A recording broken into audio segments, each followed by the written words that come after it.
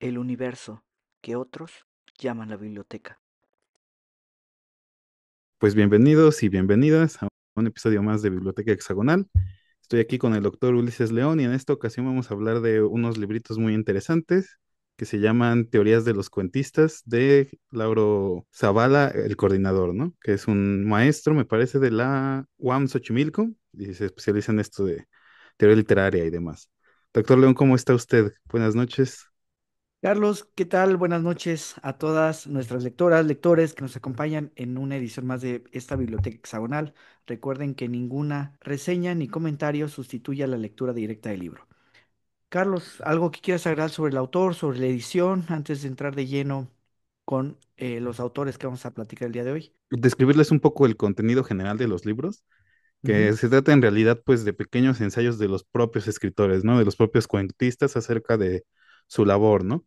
Ya sea lo que ellos consideran que es el género, ya sea cómo ellos escriben sus cuentos, ya sea qué particularidades observan en ciertos subgéneros del cuento, ¿no? Por ejemplo, hay una sección del policíaco en el tomo tercero que es muy interesante, pero eso es lo importante del libro, que son escritos de los propios cuentistas. Así es, Carlos, pues en este capítulo vamos a hablar del género del cuento, pero antes quisiera que platicáramos, Carlos, sobre el contexto del cuento, porque hay un boom de los cuentistas, ¿no? Hay un momento de explosión de cuentistas que no se había visto antes, ¿no? Hay un siglo, hay un momento especial en la historia donde surgen una gran camada de cuentistas, un movimiento muy importante del cuento. Antes los cuentos, o bueno, lo que se conocía como cuentos previamente, pues tenían una función distinta a la que va a tener el cuento, vamos a llamarle moderno, que es a partir de donde vamos a hablar. Por ejemplo, pensemos en una colección de cuentos, pues clásica, que es el de Camerón. Bueno, pues ¿de qué trata el de Camerón? Pues de gente que se aísla ahí para contarse ante una epidemia, se aíslan para evitarse de contagios y empiezan ahí a contarse cuentos para entretenerse, ¿no? Pero el chiste del Camerón, lo que buscaba Boccaccio era que cada uno de estos cuentos o cada uno de estas jornadas en las que se divide el libro fuera crítica de algo, criticara, digamos, la sociedad italiana en esa época de la Edad Media. Entonces, eso va a ser el cuento, ¿no? Y va a tener Sí, esa función en ese momento, ¿no? un poquito antes de Camerón, pues el cuento era lo que se conocía, Carlos, como el Exempla, que era con fines de instrucción de príncipes. Servía para instruir a la aristocracia. Y está, por ejemplo, en esta sintonía el Conde Lucanor, ¿no? Que es un cuentos, son cuentos hechos, o fábulas, si se quiere, son cuentos hechos para que obtenga un conocimiento un gobernante, ¿no? Y también había cuentos para instruir a la gente común sobre cómo comportarse en temas religiosos. Por ejemplo, los ejemplos de los milagros de Nuestra Señora, de Gonzalo de Berceo, cómo tendrías que comportarte para ser candidato a que la Virgen, ¿no? A que la Virgen pueda intervenir y Ujú. salvarte, ¿no? Y darte su gracia y irte al paraíso, ¿no? Por ejemplo, tenían esta función pedagógica el género del cuento. Ajá, Por llegamos al siglo XVIII. 18 19, ¿no? Inicios del 19, finales del 18. 19, sí, del 19, de principios Ujú. del 19, sí. ¿Y qué es lo que hace que cambie el cuento? Pues como parte de la modernidad, la alfabetización generalizada, ¿no? La expansión de la alfabetización, el surgimiento de la prensa escrita como medio de masas. Ujú. Este es el contexto en el que va a surgir el cuento. Y bueno, ¿cómo vamos a entretener a la gente para que le lleguen estas cosas? Va a ser a través de cuentos, ¿no? El cuento va a ser este formato breve que se va a incluir en estas publicaciones periódicas y debe su brevedad a que tienen que estar pues insertadas dentro de estos medios de comunicación, ¿no? Surge por la prensa. La prensa, la revista, los anuarios hacen una explosión de cuentistas. Les va a dar prestigio al escritor, le va a dar presencia y le va a dar sobre todo ingresos, ingresos constantes que no le daba la novela, por ejemplo. Eso va a ayudar mucho a incentivarlos para escribir el cuento. Carlos, y ahora sí, vamos a empezar con nuestro primer escritor, Edgar Allan Poe. Como preámbulo, para quien quiera adentrarse a leer un poquito de la vida de Edgar Allan Poe, hay un prólogo muy interesante que hace Julio Cortázar en la edición de Alianza, que se llama así, La vida de Edgar Allan Poe. Cortázar fue uno de los grandes estudiosos y quizá el mejor traductor de la obra de Poe al español. Se dice que del francés, ¿no? El mejor traductor fue Baudelaire de Poe y del español pues es Cortázar. Rasgos esenciales de Poe: un niño huérfano, adoptado por una familia aristócrata que lo manda a estudiar a Londres, regresa, tiene una breve estancia en un colegio militar, ahí empieza a conocer el tema del alcohol, se sabe que él aventajaba a sus compañeros, hay muchos testimonios de que hablan de una inteligencia pues deslumbrante, ¿no? Dominaba perfectamente el latín, el griego, era una inteligencia fuera de serie, Alan Poe. Tiene conflictos con su padre adoptivo, finalmente le retiran el dinero, le retiran el apoyo, se dedica a escribir cuentos y hasta que poco a poco el alcoholismo en él crece a tal grado que vamos a ver a un Edgar Allan Poe que termina sus días pues sí, efectivamente en la calle, ¿no? Congelándose me parece que en Boston, donde lo encuentran, lo llevan a un hospital y finalmente pues va a morir Allan Poe. Digo, ya en un resumen muy apretado. ¿Qué podemos decir sobre sus cuentos, Carlos? Pues yo te diría que hay un ensayo en particular que él escribió a propósito de una novela de Hawthorne, donde él habla de esta idea de la unidad de la impresión. Es reunir o elegir los materiales narrativos, la estructura, los personajes, elegirlos en función del efecto que uno quiere producir en el lector, ya sea que quiera que sientan miedo,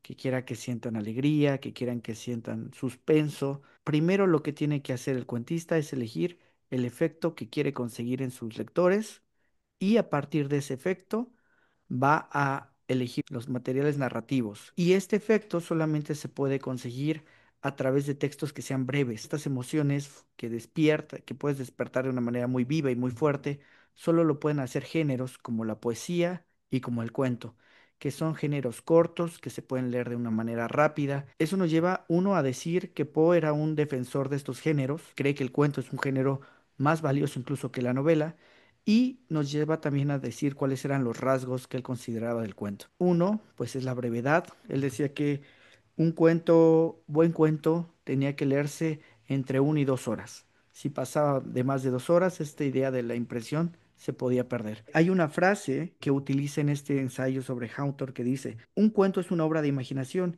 que trata de un solo incidente, material o espiritual, que puede leerse de un tirón.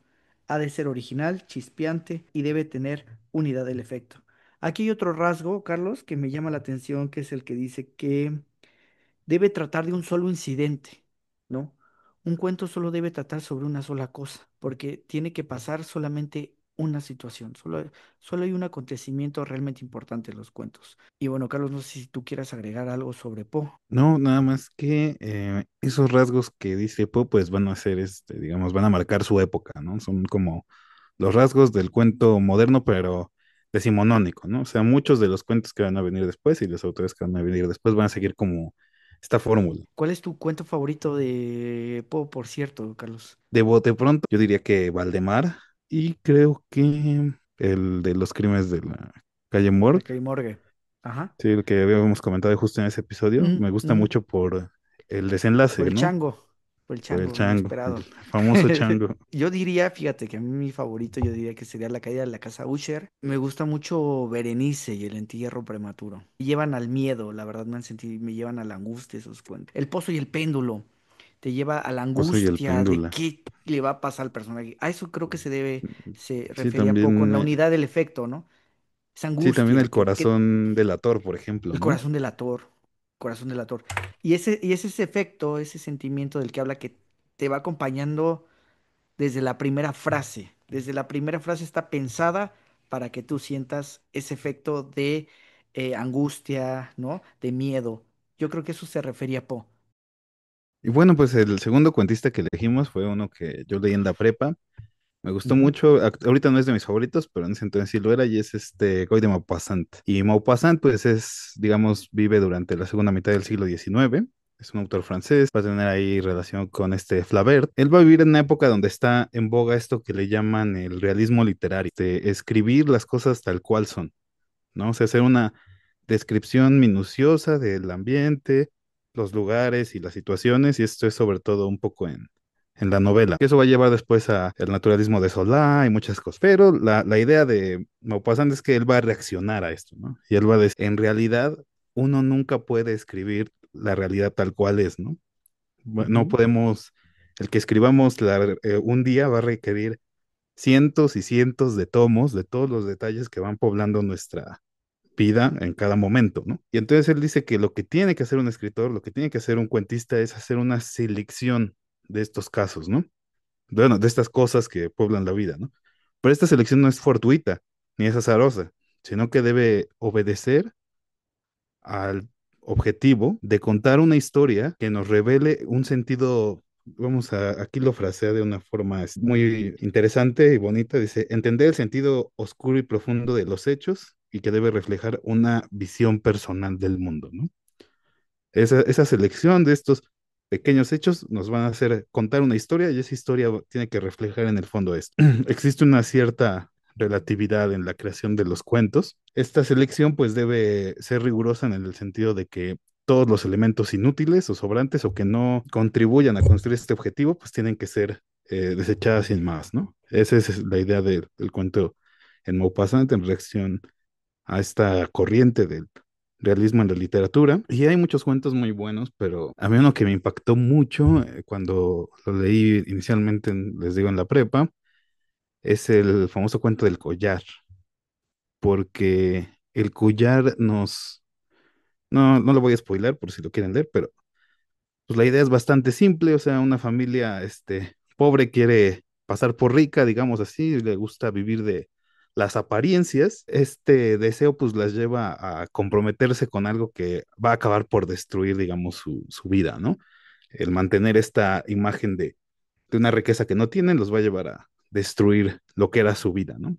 Y a mí me gusta mucho porque es una historia muy simple de una mujer que quiere aparentar esta riqueza, pero en el fondo hay muchas cosas, ¿no? Está, digamos, la hipocresía de la clase burguesa, la hipocresía de los ricos, el orgullo que tiene esta familia por no dejarse ver como gente pobre, porque son pobres. Tiene muchas cosas de fondo, pero la historia nada más es esta, ¿no? Aunque de fondo puedas tú sacar muchas cosas, y a eso se refiere él con poder dar una visión del sentido oculto y profundo de los hechos. Y eso yo creo que es lo que el autor refleja muy bien en este ensayito que les digo, se llama El objetivo del escritor. Chekhov, pues quien quiera ver un poquito más de la vida de Chekhov, está en nuestra estantería donde de por qué amamos a Chekhov. Lo que quizá no dije aquí ya ves, hay un rasgo especial en los cuentos de Chekhov. Hay una estructura antes y hay una estructura después de Anton Chekhov. Usualmente el cuento tenía cuatro bloques. Tenía una introducción, ¿no? Donde se hablaba de el contexto, el lugar en donde estaban. Seguía en un segundo bloque la presentación de los personajes. En un tercer bloque, esos personajes interactuando en conflicto. Y en un cuarto bloque era el desenlace. Usualmente así son los cuentos, así es Allan Poe, así es Maupassant. Cualquier cuento de ellos que ustedes desmenucen, va a tener como esas cuatro partes, ¿no? Esos cuatro apartados. Y Chekhov le decían mucho a Chekhov, o una crítica que se le hacía es que decían, es que en sus cuentos no pasaba nada. Siempre es una crítica que se le ha dicho. O cuando la gente lo lee, es que no sé qué está pasando. Y lo que pasa es que Chekhov de esos cuatro bloques eliminó dos. Chekhov eliminó la introducción en el cuento y eliminó lo más importante, el desenlace. Los cuentos de Chekhov son tras un final sugerido, donde el final tiene que inferirse. Los finales se infieren de esa relación entre personajes, ese choque entre los personajes, pero cuando acaban, pues nos quedamos con la sensación de que, cómo que acabó ahí, ¿no? Esa sensación de cómo es que acabó ahí es precisamente esa ausencia del desenlace. Pero esta ausencia del desenlace es muy fuerte porque te lleva a hacer ese proceso como de reflexión, de cuestionamiento, que a veces te lo dan más fácil los otros cuentos, ¿no? Como un cuento de Lampo, pues sabes en qué acaba, sabes en qué acaba el gato negro, sabes en qué acaba el tonel de Amontillado, sabes en qué acaba el Orla. Aquí tienes que hacer otro proceso mental distinto, que lleva muchas veces a una introspección moral. Y creo que eso es lo que Chekhov tiene en su estructura del cuento bastante, que es lo novedoso en Chekhov, ¿no? En el cuento. Y que así van a ser muchos de los cuentistas al que van a seguir su escuela. Catherine Mansfield, Raymond Carver, son idénticos a Chekhov en esta estructura del cuento. Y nada más para cerrar, quiero algunos consejos que daba Chekhov. Chekhov era un amante de la sencillez, de la brevedad, y entonces siempre decía en sus cartas, si hay lo que se puede eliminar, que se elimine. Escribe de la manera más sencilla posible. Va a tener una disputa con Hemingway después, porque Chekhov decía que si tú en un cuento pones que un personaje colgó una escopeta en la pared, esa escopeta se tiene que disparar en la siguiente página, porque Hemingway dice que no necesariamente esa escopeta se tiene que disparar, pero yo creo que Chekhov se refería a que todo tiene también tiene un lenguaje simbólico en los cuentos. Un buen cuento también maneja un lenguaje simbólico que hay que cuidar mucho, ¿no? En todos los detalles de la narración. También decía que las descripciones de la naturaleza no se tienen que humanizar. Decía que no hay que hablar de omisiones que no se han sentido, que no se conocen, a escribir sobre gente corriente que lleva una vida común. Y decir que estas ideas que yo les acabo de comentar, pues son las que Lauro Zavala recupera de su correspondencia. Me excedí un poquito, Carlos, me emocioné con Chekhov. ¿Tus cuentos favoritos de Chekhov? Dos favoritos. Quizás, y ese yo sé que también te gusta, entonces, si quieres No, no, no, no, comentarlo, no, dilo, dilo, dilo, dilo. el de Pequeñeces de la Vida, que ese es, yo creo, Ujú. es un ejemplo perfecto de lo que acabas de decir de Chejo, Pequeñeces de la Vida, este es un cuento, es la dama y del perrito, la dama del perrito, ese sería el otro. Dama y el perrito. Yo me Sí, quedaría, a mí también me encanta la dama y el perrito y pequeñez de la vida también, pero yo creo que ya en esta etapa de la vida que he vuelto a echarle el ojo a Chekhov, yo me quedaría con el estudiante y con los Mujiks. O el pabellón número 6 sin duda, creo que son mis favoritos. Vamos con Hemingway. Pues para quien no lo conoce, entra dentro del grupo de lo que se conoció como la generación perdida, que son escritores estadounidenses que migran a Europa durante el contexto de la Primera Guerra Mundial. Les toca vivir los años de la riqueza norteamericana, lo que fueron Gilded Age, ¿no? Él fue, pues vivió en París muchos años. Durante la Primera Guerra Mundial fue un camillero, trabajó en la Cruz Roja, y ahí sacó material para una novela que es Adiós a las armas. Después se fue a París. En París fue muy amigo de Ezra Pound, sobre todo de Scott Fitzgerald, ¿no? Que fue otra generación de otro escritor de este grupo y estuvieron ellos apadrinados por una editora y escritora que se llamó Gertrude Stein. Fue una grande gestora, más bien. Fue la gestora de la generación perdida, porque fue la que les conseguía trabajos para ciertos periódicos, a Hemingway sobre todo, porque él hacía reportajes le conseguía corresponsalías, le conseguía publicaciones en revistas europeas, en revistas americanas, lo ayudaba con, pues sí, a la publicación de sus libros. Hemingway habla de esta época en un libro muy bonito. Para quien lo quiera leer, se llama París era una fiesta. Y este hombre hizo una película, eso Medianoche en París. Woody Allen.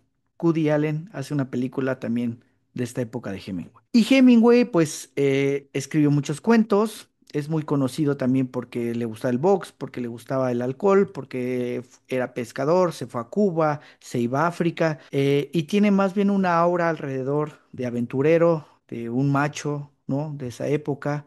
Ya entrando de lleno a los cuentos de Hemingway. En una entrevista para la Paris Review, pero también en el texto que recupera Lauro Zavala, que es una conferencia que dio unos estudiantes universitarios. Voy a poner la descripción completa en la descripción del libro. El gran invento de Hemingway es la idea del dato escondido.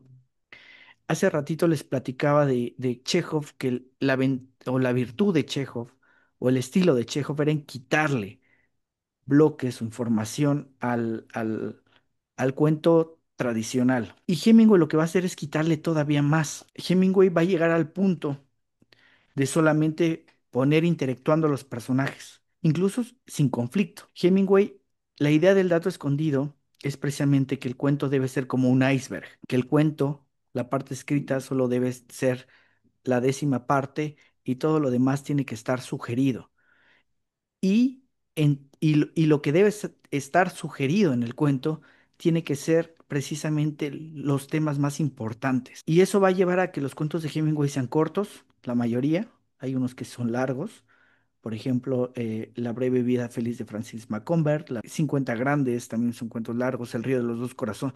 Por ejemplo, El río de los dos corazones es un cuento muy bonito porque es un cuento que habla sobre un hombre que acaba de regresar de la guerra y tiene estas ciertos traumas que traen la gente de la guerra. Pero el cuento es sobre un hombre que va paseando por un río, va pescando, se queda a dormir y ya. Pero la guerra nunca aparece, ¿no? Por ejemplo. Aparte de ese dato escondido, no me acuerdo si Joan Didion o no, quien que incluso en las oraciones de Hemingway hay una subtracción de la información, ¿no? Son oraciones que de todos modos ahí mismo está oculta, ¿no? No nada más en el contexto del cuento, sino ya dentro de la propia estructura. De Hemingway hay muchos cuentos buenos, ese que mencionas también, El río de los dos corazones está buenísimo por la descripción que hace. Hemingway es un sí o sí hay que leerlo, porque sí es de esos autores que sí cambiaron, digamos, también cómo se escribía, ¿no? Y Cortázar, pues todos sabemos que es de nacionalidad argentina, pero pasó prácticamente toda su vida Francia, en París, donde se desempeñó la mayor parte del tiempo como traductor para organismos diplomáticos, ¿no? Por ejemplo, creo que de la ONU, de la UNESCO, y ahí va a entrar amistad con varios escritores latinoamericanos, surge el boom, les recomendamos el episodio de las cartas del boom, donde hablamos un poco más de la relación de estos escritores y el texto que les voy a hablar, que compila ahí Laura Zavala, se intitula Algunos aspectos del cuento y es una conferencia que él da en Casa de las Américas allá en Cuba. Para Cortázar, para los que lo han leído y para los que no, pues es bueno saber que a él no le interesa, digamos, la realidad como tal, ¿no? A él lo que le interesa es algo que él frasea muy bien, y aquí los voy a citar, que es la sospecha de un orden más secreto y menos comunicable, ¿no? Algo más cercano a lo que podemos llamar lo fantástico. Y dentro de esto lo podemos ver en varios cuentos, ahorita vamos a ir a eso, pero esa va a ser la idea de Cortázar, ¿no? Y él hace una comparación que es muy, muy famosa, digamos así, para entender la idea del cuento, que es el cuento, que es a partir de la comparación del cuento y la novela, ¿no? La novela es una película, ¿no? Pasan muchas cosas. El cuento es más similar a una fotografía, ¿no? Es la toma de un momento. Y entonces el cuentista dice Cortázar, debe limitarse a una imagen o acontecimientos que sean significativos, que no valgan por sí mismos, sino que se proyecte a algo más de una anécdota. Es decir, que también esta idea de que, como Maupassant, que tiene que tener un sentido más allá, ¿no? Para Cortázar, también otra analogía ahí también muy bonita que es que la novela siempre gana por puntos, para el que le guste el boxeo, y el cuento gana por nocaut. Estas, digamos, son las ideas, y Cortázar también va a insistir mucho, uno, en la brevedad, en la selección de acontecimientos también, y en un elemento que no, ya está presente en algunos de los otros, pero Cortázar va a hacer especial énfasis, que es la tensión. Siempre tiene que tener esta tensión desde el inicio. Si no tiene esta tensión, pues no va a servir el cuento. Y esas son las ideas con las que Cortázar va a escribir. Esta es la idea muy general de este ensayo. Y esta idea la vamos a complementar un poco con otro texto que compilan ahí, que se llama Del cuento breve y sus alrededores, ¿no? Donde Cortázar lo que va a hacer es hablar de algo que le denomina a él la ósmosis, que es que el elemento fantástico de su cuento se integre bien con la realidad de una forma que sea verosímil y persuasiva. Y cuando no hay ósmosis, pues es que no se ha instalado bien, digamos, esta circunstancia ordinaria, y como no se ha instalado bien esta circunstancia ordinaria, el elemento fantástico, pues no va a ser rechazado, ¿no? Por el lector o por la lectora, va a ser un cuento malo. En este caso podemos poner de ejemplo uno de los cuentos más famosos de Cortázar, que es Casa Tomada, ¿no?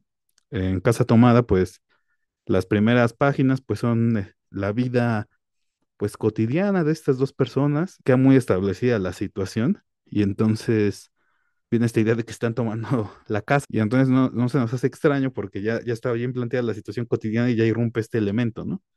Al final, ahí lo leen porque lo estoy narrando yo creo que muy mal, no le estoy haciendo justicia, pero al final pues ellos de la nada dicen, pues ya están tomando la casa y mejor optan, digamos, por abandonar la casa y se van, ¿no? Ese es el final del cuento de Cortázar de Casa Tomada.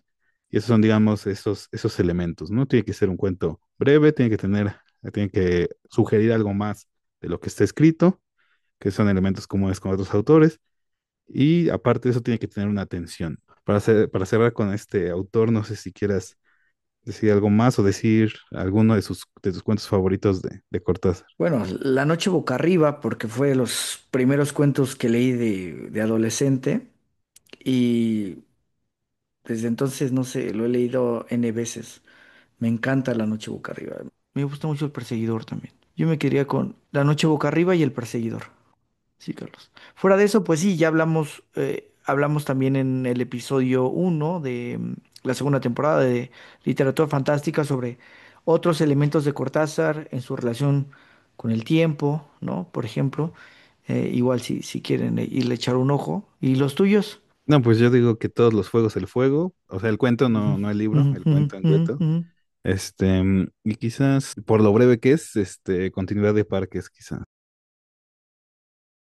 Y cerramos con broche de oro. Por favor, hazle el honor que merece. Presentarnos como se debe a Borges. Es un autor argentino, el siglo pasado. Decidimos cerrar un poco con él, ¿no? Porque temporalmente pues está ahí como con Cortázar y esto, pero Borges es otro de estos personajes que va, así como lo hizo Poe en su momento, o Chekhov o Hemingway, va a cambiar, digamos, pues el género, ¿no?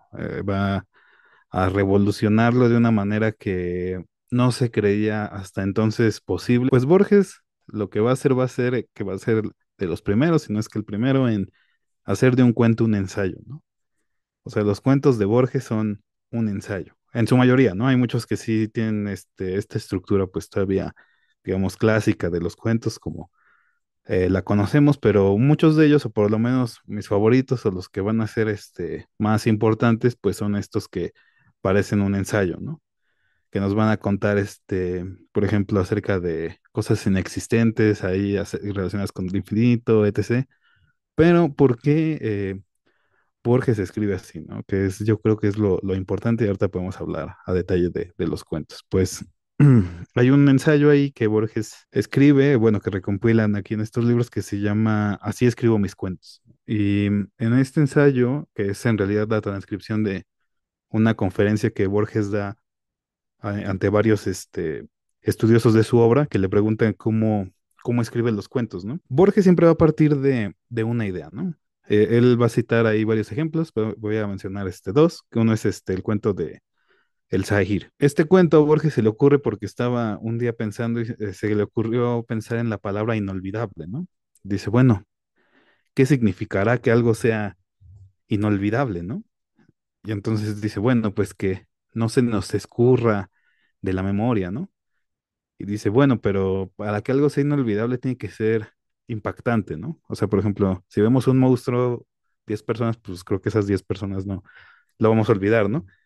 Pero Borges dice, no, esta respuesta me parece pues muy trivial, ¿no? ¿Qué pasa si lo que es inolvidable sea algo tan común como una moneda, ¿no? Que una moneda sea inolvidable, no sé por qué, pero la moneda es inolvidable. Y entonces a partir de ahí Borges va escribiendo esta idea de un hombre que pues ve esta moneda y esta moneda es inolvidable, ¿no? Y como está la memoria, bueno, la imposibilidad de olvidar esta memoria, pues lo va llevando paulatinamente a la locura, ¿no? Y entonces ese es el origen del Zahir, por ejemplo. Y otro cuento que Borges se plantea con esta misma estructura, o sea, se le ocurre una idea y la va revistiendo para que tenga esta imagen de cuento, pues es el famoso libro de arena. Dice Borges, bueno, ¿cómo sería un libro de arena, no? Dice, bueno, pues para empezar no se podría maniobrar, ¿no? Sería un libro que se deshacería en tus manos. Y sería un libro, pues infinito por la cantidad virtual que hay de granos de arena. Entonces, dice, bueno, y entonces, ¿cómo sería un libro infinito? Y dice, bueno, pues un libro infinito lo podrías abrir 1000 veces y nunca lo volverías a abrir por la misma página, ¿no? O nunca podrías abrirlo y consultar la página final, o no podrías consultar la primera página. Y dice, bueno, ¿y cómo sería interactuar con este libro, ¿no? Y entonces de ahí es de donde sale esta idea del cuento del libro de arena.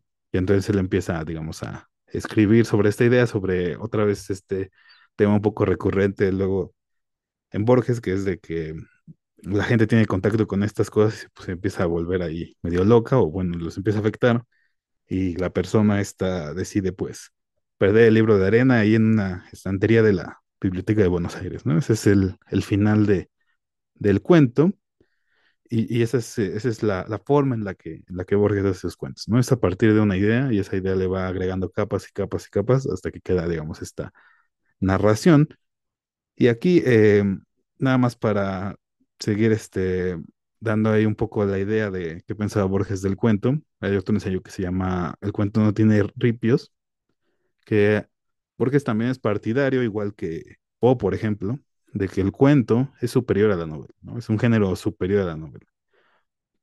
¿Por qué? Porque el cuento, dice Borges, es en primer lugar es universal y es eterno, ¿no? O sea, siempre va a haber un cuento, ¿no? Siempre va a haber alguien que cuente un cuento aunque no sea escrito, ¿no? En cambio, la novela, pues sí puede desaparecer, ¿no? Hay grandes novelas, por ejemplo, el Quijote, y dice Borges, yo no voy a decir que me gusta más un cuento que el Quijote, porque el Quijote es el Quijote, pero es excepcional, ¿no? O sea, lo que va a existir siempre es un cuento, ¿no? Y entonces Borges dice, ¿y por qué es mejor el género de los cuentos? Dice, porque todo en el cuento es importante, todo en el cuento está seleccionado para ser importante. Dicen, la novela no, en la novela hay dos, tres partes importantes y las demás partes sirven como nexos entre estas otras partes, ¿no? Y entonces cita ahí a Stevenson y dice, bueno, pues es que entonces las partes que son estos nexos tienen que pasar como si fueran igual de importantes que las otras, ¿no? Y entonces Borges dice, pero pues eso nunca, muy difícilmente va a pasar, ¿no? Solo puede pasar en el cuento, ¿no? En la atmósfera del cuento. Y ya creo que ese es a grandes rasgos, sin querer más abusar, porque no soy experto y de Borges hay muchísimo que decir, pero creo que esas podrían ser las líneas generales, ¿no? Es el primero que hace un ensayo de un cuento. Los cuentos están escritos, digamos, a partir de una idea, digamos, abstracta que él tiene y que va desarrollando. Y pues Borges hace una defensa del cuento como un género superior incluso a la novela, ¿no? Como muchos otros que ya habíamos visto en esta lista. No sé si quieras comentar algo más o decirnos tus cuentos ahí favoritos de Borges que recomiendes. No, nada más decir que parte del estilo de Borges, de lo que tú muy bien dices, que podrían ser como sus rasgos distintivos, pues se debe a que Borges es uno de los que mejor leyeron a Cervantes, ¿no? Es un reelaborador de Cervantes. Volviendo a esta idea de que Cervantes hizo de la literatura un terreno donde no solamente cabe la ficción, ¿no? Sino donde la realidad y la ficción conviven, pueden convivir realidad y ficción, puede convivir el cuento con el ensayo con el discurso con la poesía. Entonces, creo que Borges entendió muy bien la segunda parte del Quijote y es precisamente un producto de una lectura moderna de Cervantes, ¿no? De mis cuentos favoritos, pues mira, mi libro favorito pues es Ficciones. Si mal no recuerdo, creo que sí es en Ficciones, no, creo que está en el Alep, la biografía de Tadeo Isidoro Cruz. Es una de mis favoritas. Me gusta también el otro. Y de los últimos, también me gusta La memoria de Shakespeare. Pues Carlos, agotamos. Esperemos, digo, si les gusta, podemos hacer un segundo episodio posteriormente con otros autores que vienen. Estos solamente son los que vienen en el primer tomo, pero como ustedes sabrán, habrá ahí muchos más cuentistas con otros estilos. Entonces, si les gusta, pues coméntenos y podemos armar una segunda parte, ¿no, Carlos? ¿Cómo ves? Se Se quedaron quedaron varios, se varios. quedaron. Rulfo, Roald Dahl. eh, Bashevis Singer, parece que Bradbury, está Philip Dick, está, faltan los de ciencia ficción, por supuesto, ¿no? Los sí, hay muchísimos. policíacos faltan. Pero bueno, pues esto fue esta biblioteca hexagonal. Muchas gracias por escuchar y esperamos que les guste el episodio y ahí comenten si tienen alguna duda, comentario o queja. Hasta la próxima, Carlos. Doctor León, Gracias. hasta luego. Hasta luego.